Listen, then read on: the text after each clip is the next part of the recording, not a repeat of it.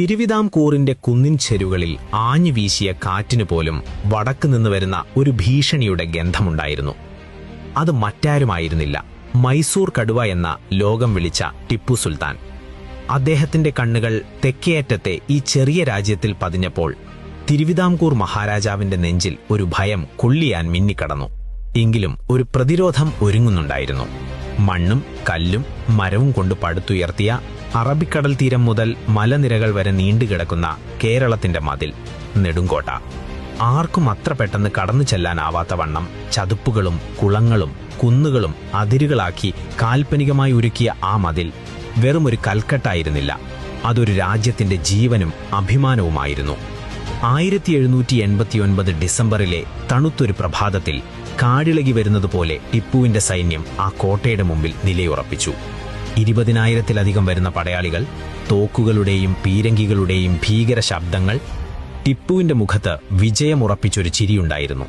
ഈ എളിയ മതിൽ എന്റെ മുന്നിൽ ഒരു തൂവൽ പോലെ വീഴുമെന്ന് അദ്ദേഹം ഉറപ്പിച്ചു. ആദ്യ ആക്രമണം കൊടുങ്കാറ്റ് പോലെയായിരുന്നു. ടിപ്പുവിന്റെ സൈനികർ മതിലിന്റെ ഒരു ഭാഗം തകർത്ത് ഉള്ളിലേക്ക് ഇരച്ചുകയറി. വിജയം അടുത്തെത്തിയെന്ന് അവർ കരുതി. എന്നാൽ നെടുങ്കോട്ടയുടെ ഉള്ളിൽ സേനാപതിയായ രാജാ കേശവദാസന്റെ നേതൃത്വത്തിൽ ചെറിയൊരു പറ്റം ധീരന്മാർ ഒളിച്ചിരിപ്പുണ്ടായിരുന്നു. അവർ പ്രത്യാക്രമണം തുടങ്ങി. അതൊരു നരകമായിരുന്നു. തിരുവിതാംകൂറിലെ സൈനികർ കിഴക്കേ കുന്നിൻ ചെരുവിലൂടെ ഒഴുകിയെത്തുന്ന നദിയിലേക്ക് ടിപ്പുവിന്റെ പടയാളികളെ തള്ളിമാറ്റി. നദിക്ക് കുറുകെ പണിതിരുന്ന താൽക്കാലിക പാലം തകർന്നു. മാത്രമല്ല, തിരുവിതാംകൂർ സൈന്യം തടയണയുടെ ഷട്ടറുകൾ ഒറ്റയടിക്ക് തുറന്നുവിട്ടു. നിമിഷങ്ങൾക്കകം ശാന്തമായ നദി ഒരു പ്രളയമായി മാറി. വെള്ളം ഇരമ്പി വന്നപ്പോൾ മൈസൂർ സൈനികർ അതിൽ ഒഴുകിപ്പരന്നു. ഈ ആശയക്കുഴപ്പത്തിനിടയിൽ നദി മുറിച്ചു കടക്കാൻ ശ്രമിച്ച ടിപ്പുവിന്റെ കാലുകൾ ചളിയിൽ പൂണ്ടുപോയി. ഒരു തിരുവിതാംകൂർ പടയാളി എറിഞ്ഞ വാളോ കുന്തമോ അദ്ദേഹത്തിന്റെ തോളിൽ തുളച്ചുകയറി. നിലവിളിയോടെ അദ്ദേഹം പിന്നോട്ട് വലിക്കപ്പെട്ടു. ആ തിരക്കിൽ തന്റെ പ്രിയപ്പെട്ട വാൾ അദ്ദേഹത്തിന് നഷ്ടമായി. മുറിവേറ്റ കടുവ പോലെ അപമാനിതനായി ടിപ്പു പിൻവാങ്ങി. എന്റെ വാളില്ലാതെ ഞാൻ ശ്രീരംഗപട്ടണത്തേക്ക് മടങ്ങില്ല. ആ വാൾ എനിക്കെത്തിക്കണം. അതിനു മുമ്പ് ഞാൻ ഈ രാജ്യത്തെ തകർക്കും. ഇതായിരുന്നു അദ്ദേഹത്തിന്റെ ശപഥം. പിന്നീട് 1790 ഏപ്രിൽ മാസത്തിൽ ടിപ്പു കൂടുതൽ സൈനിക ബലവും അതിനേക്കാൾ വലിയ പകയുമായി മടങ്ങിയെത്തി.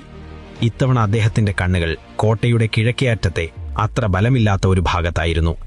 ഭീമാകാരമായ പീരങ്കികൾ നെടുങ്കോട്ടയുടെ ഭിത്തികളെ നിർത്താതെ പ്രകമ്പനം കൊള്ളിച്ചു. കല്ലുകൾ ചിതറിത്തെറിച്ചു. പൊടിയും തീയും ആകാശത്തേക്കുയർന്നു.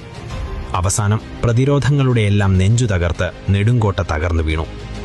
കോട്ട തകർന്നതോടെ തിരുവിതാംകൂർ സൈന്യത്തിന് പിൻവാങ്ങേണ്ടി വന്നു. ഇനി വഴി തടയാൻ ആരുമില്ല.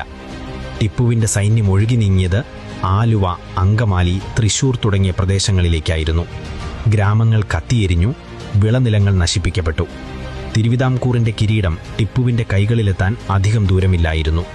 എന്നാൽ ചരിത്രത്തിന്റെ തിരശീല പെട്ടെന്ന് മാറിമറഞ്ഞു. നെടുങ്കോട്ടയിലെ ധീരമായ ചെറുത്തുനിൽപ്പും ടിപ്പുവിന്റെ കേരളത്തിലേക്കുള്ള പ്രവേശനവും ബ്രിട്ടീഷ് ഈസ്റ്റ് ഇന്ത്യ കമ്പനിയെ ചൊടിപ്പിച്ചു. അവർ തിരുവിതാംകൂറിന്റെ രക്ഷകരായി രംഗത്തെത്തി. ബ്രിട്ടീഷ് സൈന്യം മൈസൂരിന്റെ ഹൃദയഭാഗത്തേക്ക് കടന്നു ചെന്നപ്പോൾ ടിപ്പുവിന് ഒരു തെരഞ്ഞെടുപ്പ് മാത്രമേ ബാക്കിയുണ്ടായിരുന്നു: തന്റെ തലസ്ഥാനമായ ശ്രീരംഗപട്ടണം രക്ഷിക്കുക, അല്ലെങ്കിൽ തിരുവിതാംകൂർ കീഴടക്കുക.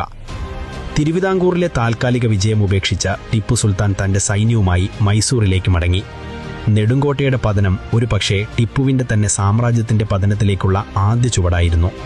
കാരണം ആ യുദ്ധം മൂലം ആരംഭിച്ച 3ാം ആംഗ്ലോ മൈസൂർ യുദ്ധത്തിൽ അദ്ദേഹത്തിന് വലിയ ഭൂപ്രദേശങ്ങൾ ബ്രിട്ടീഷുകാർക്ക് വിട്ടുകൊടുക്കേണ്ടി വന്നു. അങ്ങനെ ഒരു ചെറിയ രാജ്യത്തിന്റെ പ്രതിരോധം, അതിരില്ലാത്ത പക, ഒരു വാളിന്റെ നഷ്ടം, ഇവയെല്ലാം ചേർന്ന നെടുങ്കോട്ട യുദ്ധം കേരള ചരിത്രത്തിലെ ഒരു നിർണായക അധ്യായമായി ഇന്നും തലയുയർത്തി നിൽക്കുന്നു.